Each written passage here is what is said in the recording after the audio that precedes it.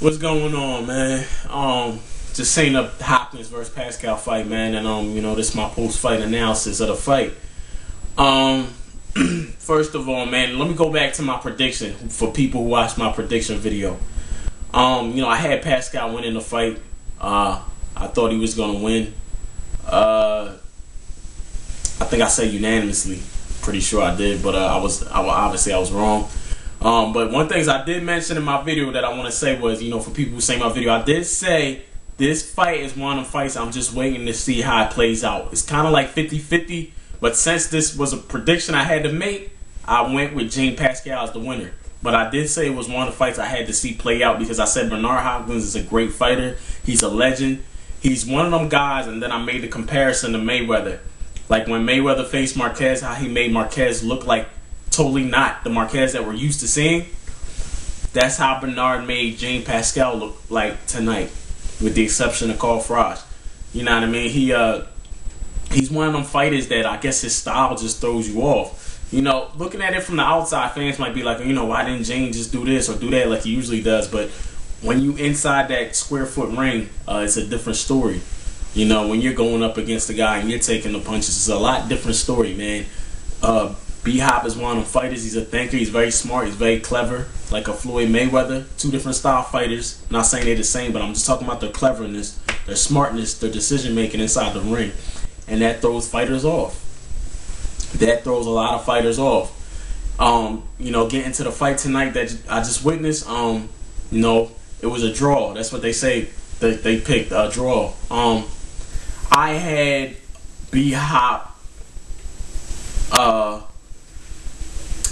B-Hop winning the fight by a slim margin. You can't give half a points in boxing, but that's how slim my margin is. You know what I mean? I had B-Hop winning by maybe like half a point. Slim margin. They called it a draw. People are saying it's a travesty, it's a this. You know what? It's really not that much of a controversy, and it's not a tragedy. It's not an absurd. It's not like when Kotonik beat Devin Alexander. That was crazy how they gave it to Devin Alexander unanimously. You know what I mean? Trying to think of another. When Juan Diaz, they said, beat Paulie Malignaggi. That was absurd. You know what I mean? When Paulie Malignaggi won the first time.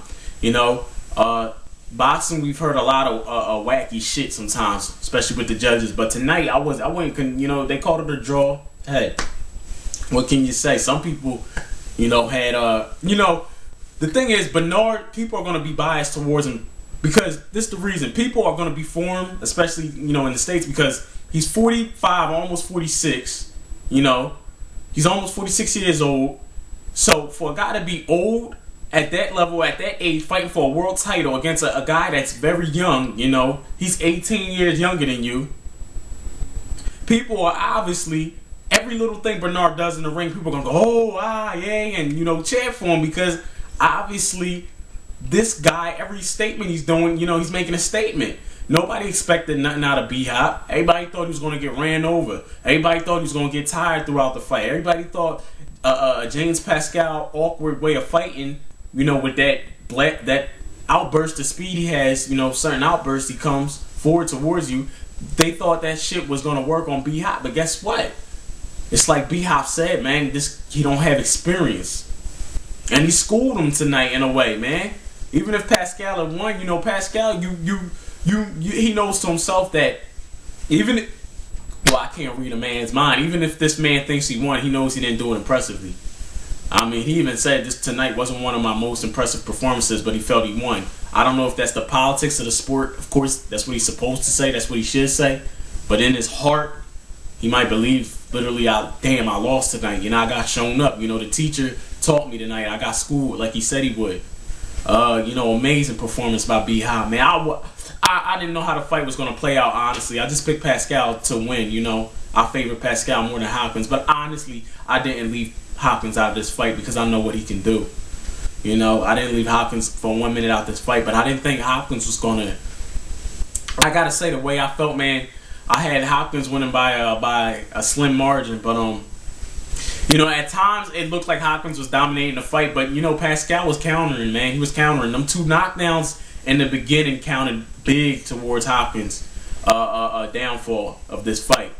it counted big. You know, he's fortunate to even get the draw. Honestly, you know, I know he's pissed. I know he's upset. I know he's angry. But he's fortunate to get the draw because on the flip side, they could have easily gave it to Pascal even by a point. I mean, you in Canada, you in his home territory, you in another country. So, you know, Hopkins in a way should feel proud, should feel happy tonight, shouldn't let this shit get to him. I mean, he's 45. I don't know how much longer in the sport he's got to do, but he's so passionate about his sport, and why not be? You know, you train your ass off, you work your ass off. Boxing is a very hard routine that you have to stick to. That damn near consumes all of your life, you know. Like, it damn near consumes like 75% of your life. So it's like the other 25% of your time is with your family and friends and other shit that you want to do. But you know, it takes up a lot of your life, and you put all that energy and work and heart, blood, sweat, and tears into this. You want to know that when I did something and I accomplished something, and I know I did something, and everybody witnessed it, I want them to just, in all fairness, call the right decision. And he felt he won tonight, and he's got the right to feel he won tonight. The point I just want to make is, take into consideration all the counter shots, especially in the last round that Jean Pascal was landing. Just because a guy lands a hard shot, you know, and B-Hop makes it look good, you know. When he lands a hard shot, he sticks his tongue out and he starts, you know, playing around, you know, waving them on and stuff like that, winding up his hands. That's to say, you can't hurt me. Cool. But just because I didn't hurt you with that punch doesn't mean it doesn't count for something. People need to understand the difference between that. You know, a lot of people get rallied up because they're like, oh, Pascal wasn't hurting him, and B-Hop kept coming forward, and he was willing to brawl with him, and, you know, Pascal just seemed to have a lapse of energy. True, but Pascal was counting him, and he was hitting him with big shots. He hit him with a couple big shots. He hit him with an uppercut. I think the round before the last round, I'm not sure. Might have been the 10th round, I'm not sure.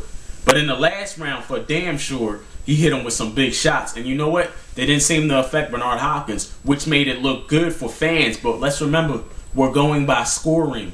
You see what I'm saying? Just because it didn't hurt B-Hop doesn't mean it doesn't count for scoring. Pascal landed them big shots, so them big shots counted for points on scorecards. That's how it's done. This wasn't an outrage. This wasn't no tragedy. Not in my eyes. I felt B-Hop did enough to win. Yes, I do. But hey, they gave him a draw, man. That's better than losing, man. Because in other countries, man, you got to beat the guy twice within the same night if you want to win a fight. That's real rap. You know, I never could picture myself going to another country fighting, man. I mean, people who do that, I take their hats off to them, man, because it takes a lot of mental toughness and endurance and shit like that, you know, to go to another country. Sometimes you go knowing you, I mean, literally, these other countries, man, I think no matter what country you in, they always favor the guy that's a native of that country. You got to beat that guy twice on the same night to win. That's just how it is, man.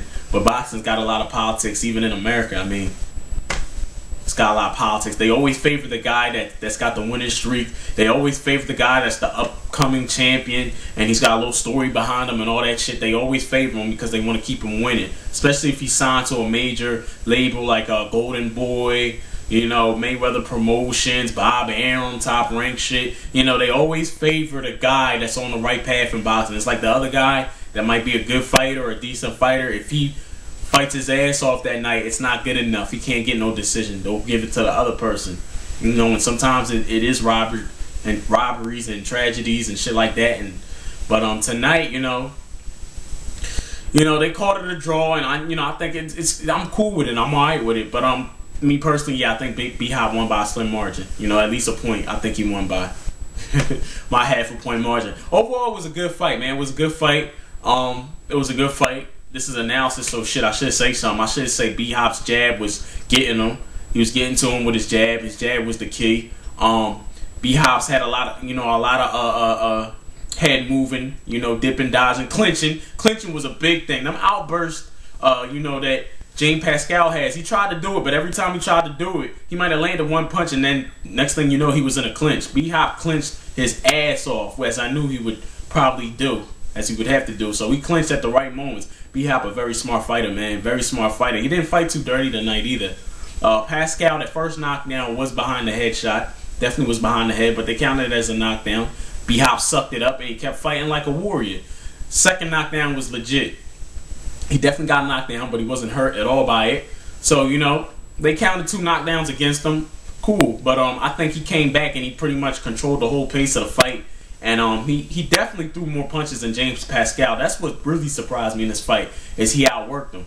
He threw more punches, and you know, Pascal did count him a lot of times with some big shots. You know, he throws a lot of wild punches. I don't know how much effect they had on him. You know, wild punches, probably less force, but some of them punches look like big shots that might affect other opponents. Didn't affect B-Hop. Way to go, B-Hop, man. Representing the old heads once again. Did it against Pavlik, and he proved me wrong tonight, man. He did it against James Pascal, but like I said, I never count him out. People who saying the fight, you know, leave comments as always. Subscribe, Slideways 100. It was a great fight tonight. Great way to close out 2010.